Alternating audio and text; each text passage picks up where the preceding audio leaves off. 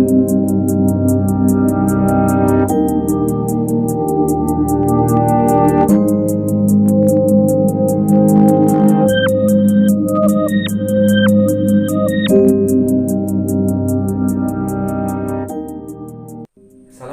warahmatullahi wabarakatuh. Sahabat santri, hukum yang terakhir pada bab nun sukun dan tanwin ini adalah ikhfa. Tahu, banyak juga yang menyebutnya sebagai ikhfa hakiki.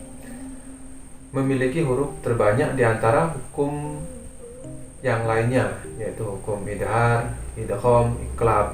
Jadi ikhfa ini memiliki huruf terbanyak, yaitu 15 huruf dari 28 jumlah huruf hijaiyah.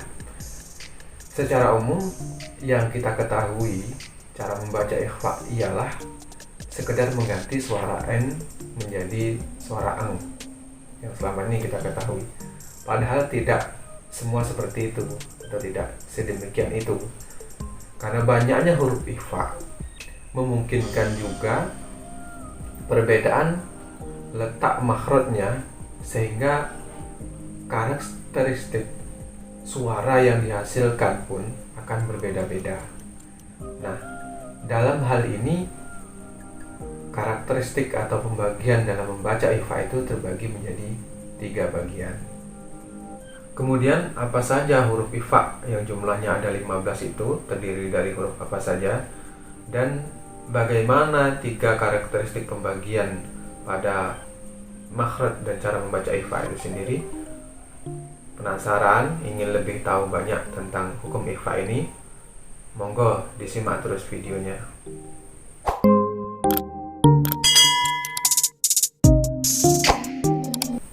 Hukum terakhir atau hukum yang keempat pada bab ahkamun nunis sakinati wa tanwini yaitu hukum ikhfa.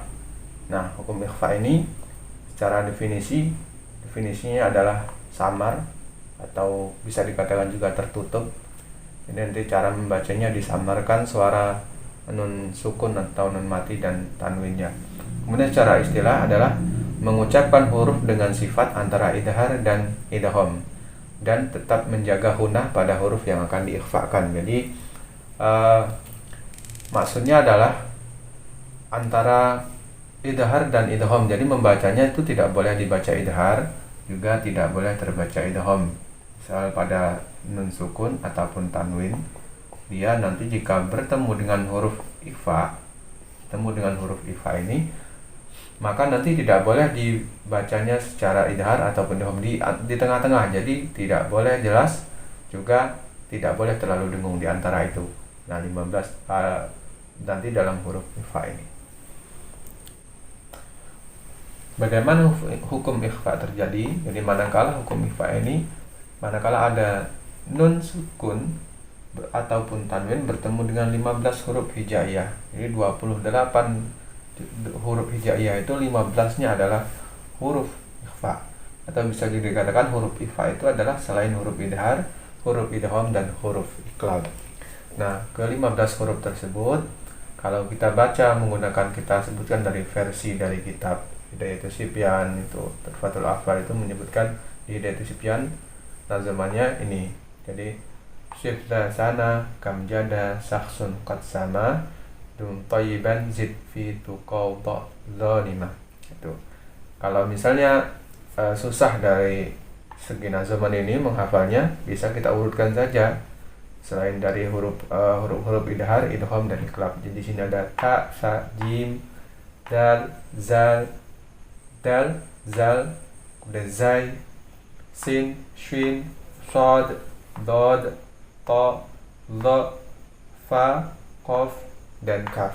Di ini 15. Kalau dari versi kitab di sini ada huruf shad, zal, sa, kaf, jim, shin, qaf, kemudian sin, dal, ta, zai, fa, ta, dod, kemudian dha. Jadi ini ada 15 hurufnya. Baiklah, sebelum kita lanjutkan ke contoh dan cara membacanya. Jadi cara mengucapkan ikhfa itu adalah, kita bahas dulu tentang cara mengucapkan ikhfa-nya ya. Jadi nantinya cara pengucapannya ini yang nanti berbeda-beda. Jadi cara pengucapan ikhfa itu ketika nun kita baca, jadi ketika ada nun ataupun tanwin nanti yang akan kita baca, kita harus mempersiapkan huruf yang ada di depannya sehingga dengungnya berada pada huruf yang akan kita baca nanti, gitu ya. Jadi cara membaca ikhfa itu adalah ketika ada nun ataupun tanwin ini, ketika kita berada pada nun dan tanwin, maka kita harus mempersiapkan dengungnya itu pada huruf yang ada di depannya. Jadi nanti dengungnya akan berbeda-beda sesuai dengan karakteristik huruf atau makhraj hurufnya itu. Nah, dalam hal ini untuk lebih mudah kita memahami cara membacanya, dibagi menjadi 3 bagian. Yang pertama adalah aqrabun, kemudian yang kedua awsatun, yang ketiga ab'adun. Aqrabun ini maksudnya adalah huruf aqrabun ada 3, yaitu ta, ta, dan dal.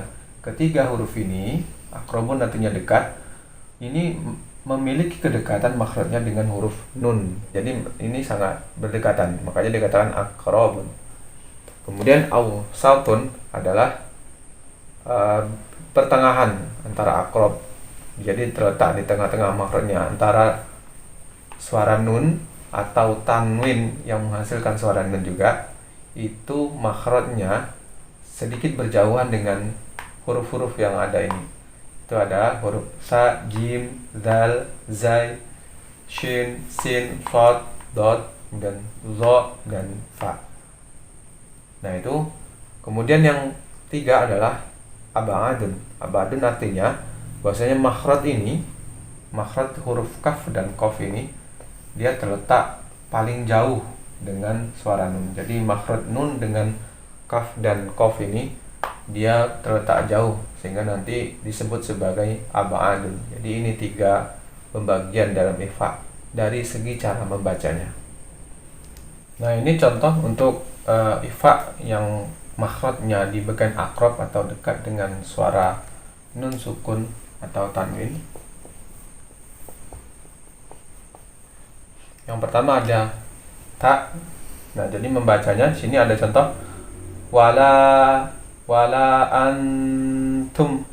Nah, di sini ketika kita di suara nun ini, di suara nun mati ini, maka kita harus ancang-ancang menyiapkan huruf makhraj ta ini. Jadi membacanya adalah wala antum.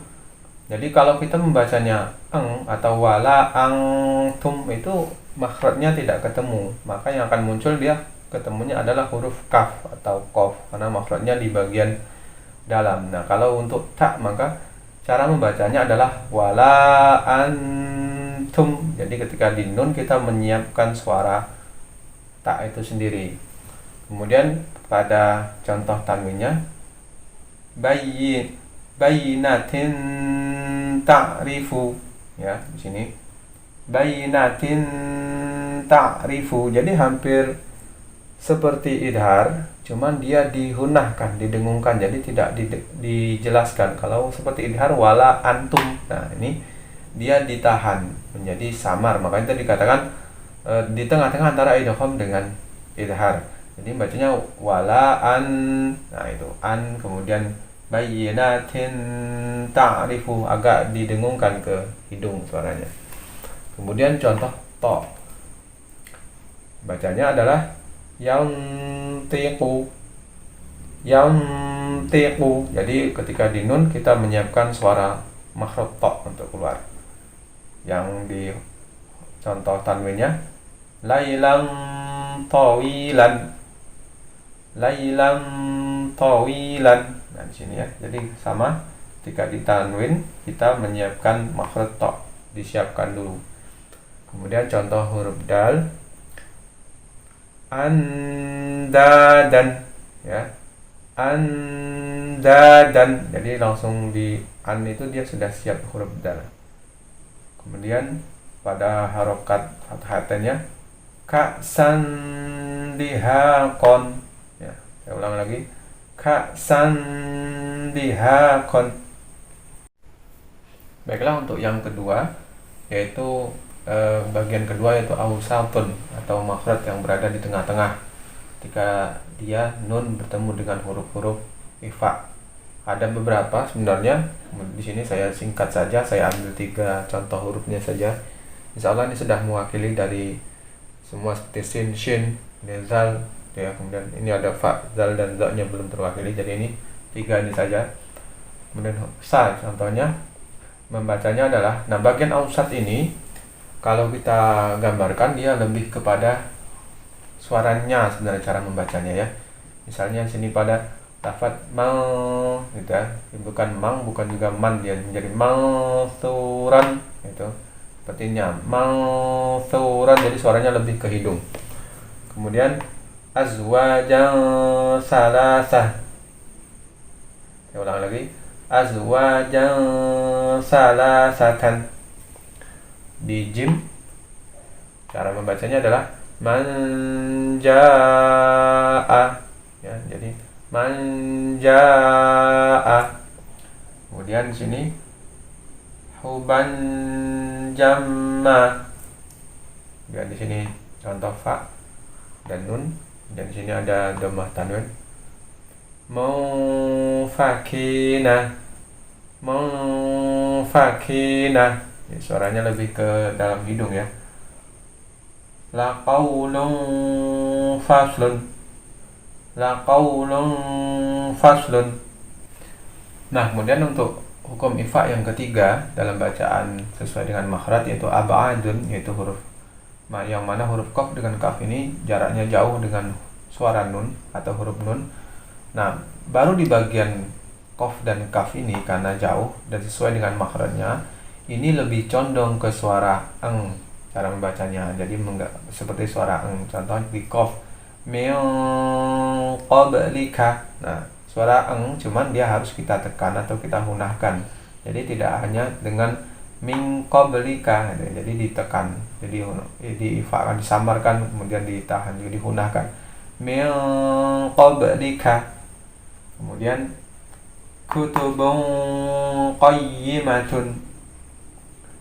Pada huruf kaf juga sama, karena makhrajnya juga bagian dalam sehingga dia bisa condong ke suara eng. Mangkana, mangkana. Kemudian huban kabiron ya. Jadi begitu, ditahan juga, tidak boleh dibaca hanya bang kabiron misalnya, hubang kabiron, tapi ditahan hubang kabiron. Alhamdulillah, kita telah menyelesaikan materi pada bab nun sukun dan tanwin ini. Mudah-mudahan kita semua dapat menyerap dan mengamalkan ilmu yang sudah kita pelajari, dan mudah-mudahan diberikan keberkahan oleh Allah Subhanahu wa taala. Amin ya rabbal alamin. Terus dukung channel saya dengan cara like, komen jika perlu ditanya-tanyakan dalam kaitan materi ini. Jangan lupa subscribe dan klik tanda loncengnya agar kalian dapat mengetahui informasi atau video terupdate yang saya berikan.